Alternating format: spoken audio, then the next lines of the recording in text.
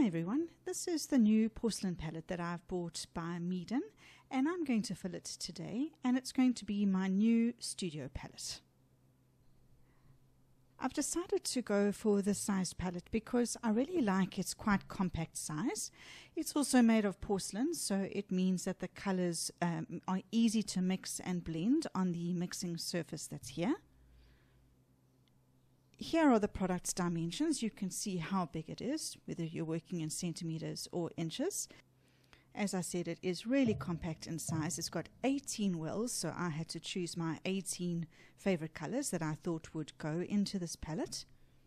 But I think that 18 colors is more than enough for a standard studio palette if you choose your colors correctly. I suppose the only disadvantage that I can say with this palette is that it doesn't come with a lid or a cover. So I have to make my own cover just to stop dust and pet hair and all of that getting into the paint wells whilst it's drying. But that's not the end of the world. It just, I would have appreciated it if it had come with some sort of cover.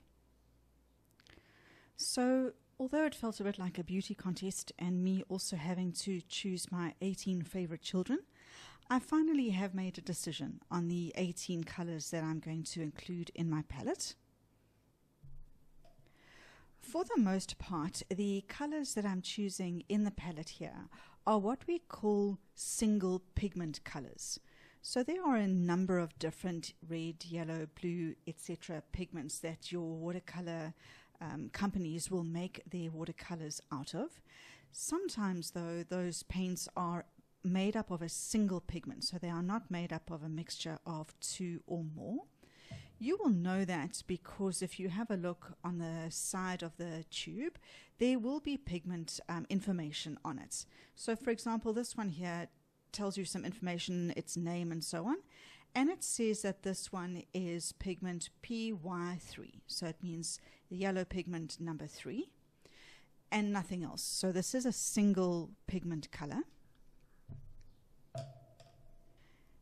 That is the case for every color on this palette here, except for just 2 of them.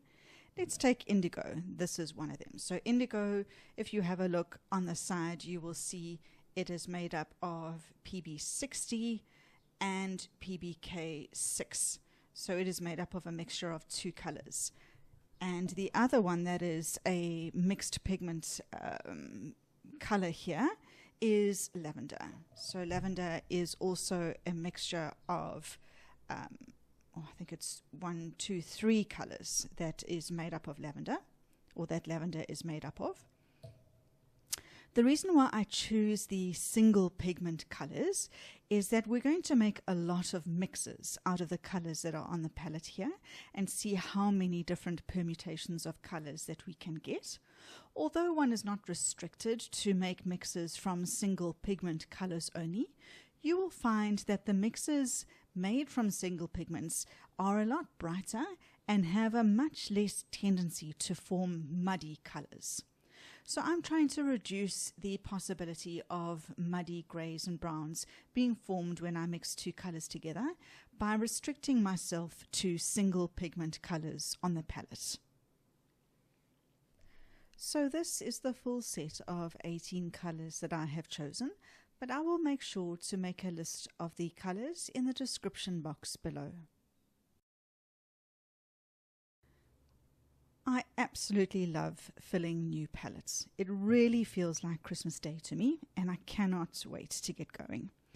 I've got my palette ready. I am quite fussy about how the paints sit in the wells, so I use toothpicks to smooth them out a little bit. So I've got some toothpicks, tissue paper. I'll go through them one by one, show you the first couple how I set up the wells, and then I'll speed it up for the rest. So here is Hansa Yellow Light. I like to leave enough space in the well that there is paint in it, and then there's also some space to spray some water in and blend it. So I don't fill it up. I like to push the paint towards the back, and then I'll use a toothpick to smooth it out. But because I use 1 toothpick for 2 colors, I'll put 2 colors in the wells first, and then I'll use the toothpick. This is New Gamboge. These are all Daniel Smith colors.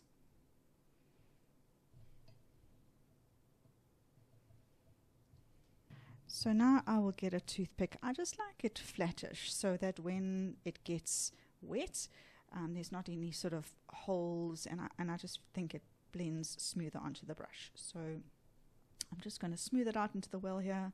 I'll maybe encourage it forward a little bit. I just don't want to waste any paint, so that little bit that's left on my toothpick, I'll just scrape into the corner there. And I'll turn my toothpick over, and I will do the same with the new Gamboge.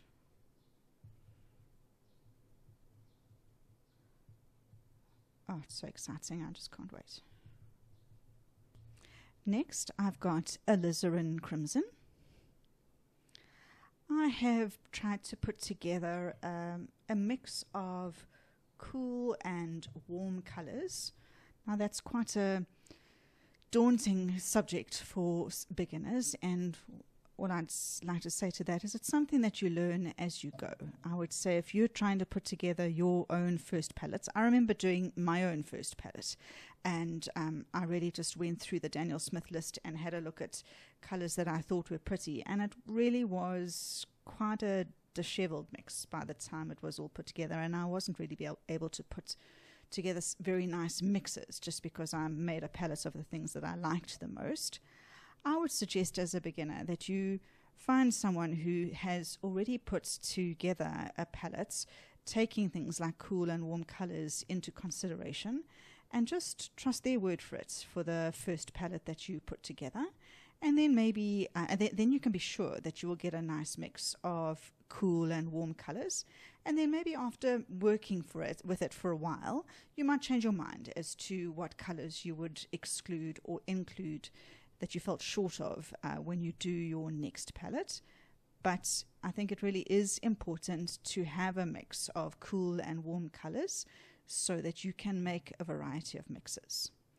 So this was Pyrrol Scarlet, and now I've got Quinacridone Rose.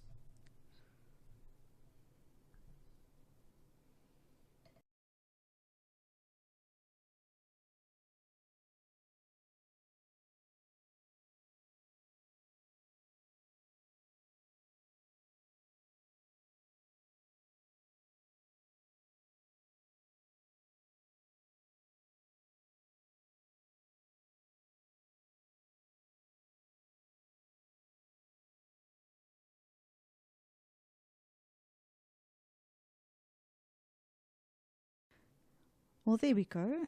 I think that is an absolutely beautiful sight that fills my heart with joy. I'm going to let these dry overnight, and then I'm going to do some color swatching to see the blends of colors that I can get from the colors that are on my palette.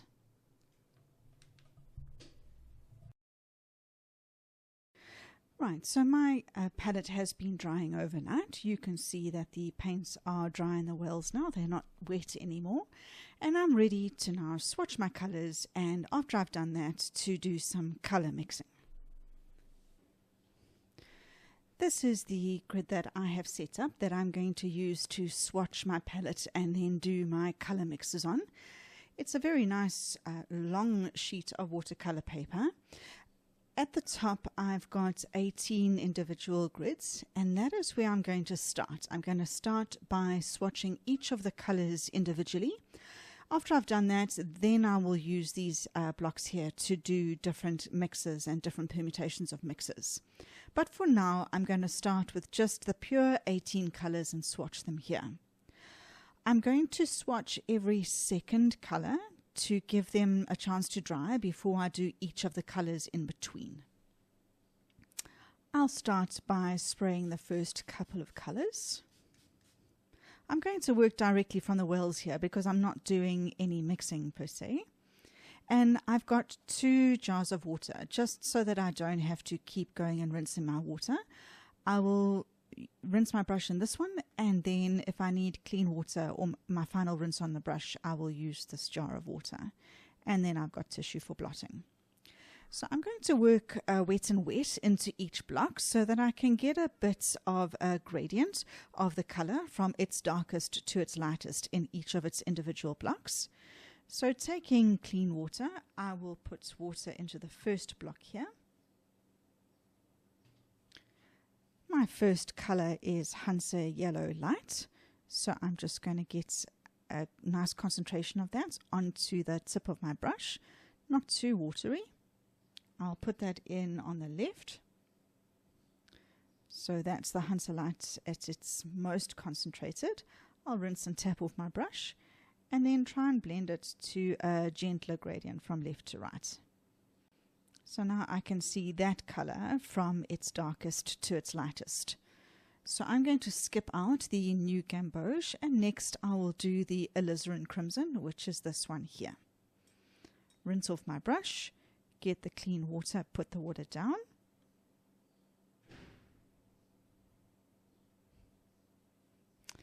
Then I'll pick up some of that, and I'll do the same thing, blending it from most concentrated outwards.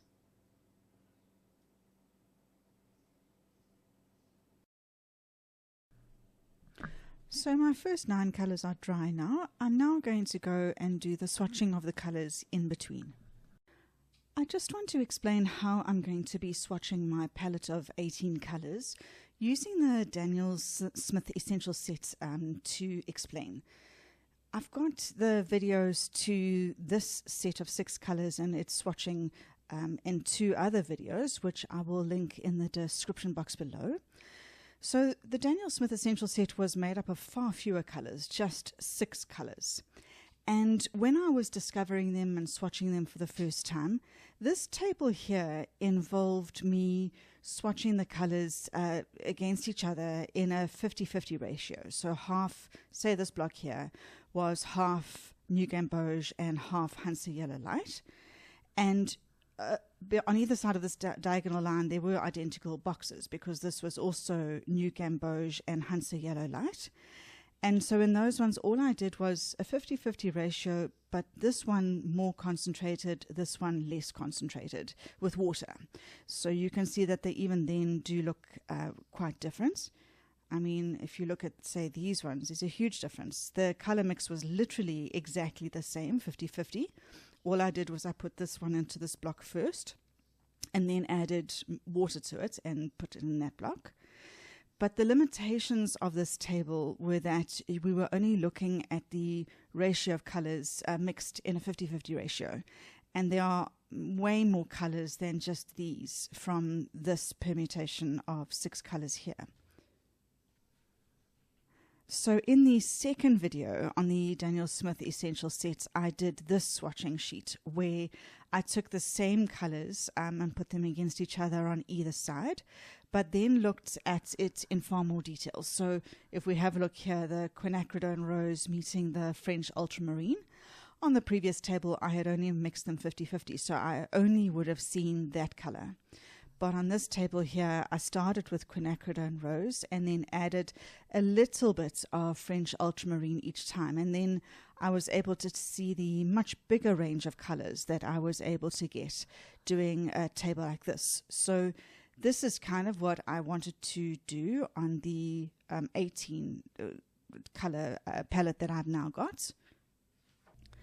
So here is my table with my 18 colors already swatched and labeled, and I've prepared the first page of color swatching that I'm going to do. Essentially what I'm going to do is start with Hansa Yellow Light because I see that one first, and I'm going to mix it with each of the other 17 colors. So you can see here, here's the Hansa Yellow Light starting all the way from New Gamboge all the way down and ending here with Payne's Grey. And then I start again with New Gamboge. Once you move one color along, you don't mix it with anything to the left because that's already been done by that point. So say by the time I get to Indigo, I will have already had all of these colors meet Indigo. So when I get Indigo, I'll just have to go Indigo with these ones and so on. So you'll mix them with each of the colors to the right-hand side. Right, I'm ready to start the mixing process now. I'm going to show you the first 1 or 2, but then I certainly won't bore you with the whole table, and then we will regroup again at the end. This palette, every time I use it, people always ask me about it, so I thought let me just discuss it at the beginning. This palette is made by Schminke, but you get them by multiple different suppliers. But what's nice about it is that it is made up of 12 small wells, which I enjoy if I'm doing color swatching like this, because you can mix and contain a small amount of paint in one well. So if you're looking for a palette, you can look for the Schminke 12 well ceramic palette, or otherwise just search for a 12 well ceramic palette wherever you shop, and you should come up with something similar to this. I'll spray my colors to get them ready. So let's have a look at what I'm going to do in the first box here. So this is Hansa Light meeting New Gamboge. The two colors side by side. I don't expect fireworks here because it is just the two yellows in the palette. But I'm going to get Hansa Light into my well here. And then I'm going to just swatch the Hansa Light on its own. Just a little bit like that. And then I will swatch New Gamboge on the other side on its own. Then I'll put a little bit of New Gamboge into the Hansa Light. I think I should have done that box a little bit bigger. I'll come back and make it a bit bigger, because I want to get 3 in between here. I'll add a bit more.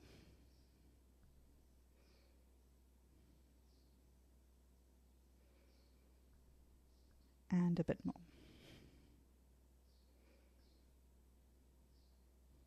Just going to make this Hansa Light box a bit bigger. Okay, so I've got a graduation there from the Hansa Light across to the New Gamboge. Let me do the Hansa Light with the Alizarin Crimson, doing the same thing. The thing when you are making swatches like this is that you don't want to keep watering down that little sample that's in the well there now and making it watery, because then not only are you changing the color, but you are diluting it as well. You're kind of wanting to keep the same concentration. So that's why I will often dab off my brush after rinsing it in water before I reach for the next thing. So I've already got a little bit of Alizarin Crimson on my brush. I'll just take a little bit more there and do the first dip into the Hansa Light. Rather than dip into water and rinse, I'm just going to tap that off. The Alizarin Crimson is the darker color out of the two, so I don't mind just rinsing off, dabbing off my brush and going straight into the Alizarin Crimson, so that I don't make this sample too watery. And then for my third block, I will just add a little bit more Alizarin Crimson to the well.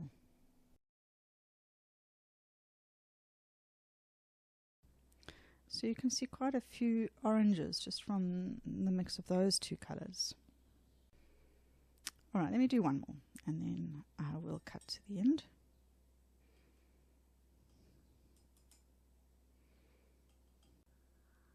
Alright, so we're going to do it with Pyrrol Scarlet. That's this one. Drying off my brush, taking some of the watery Pyrrol Scarlet there. Already that's really quite intense.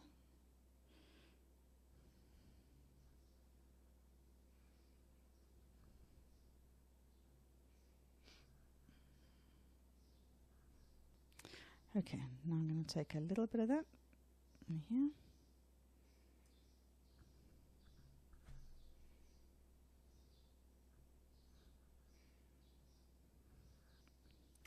Tap and dry off.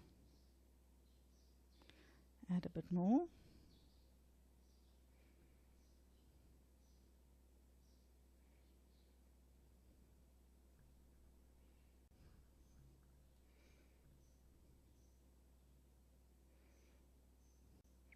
Maybe that's gone a bit far.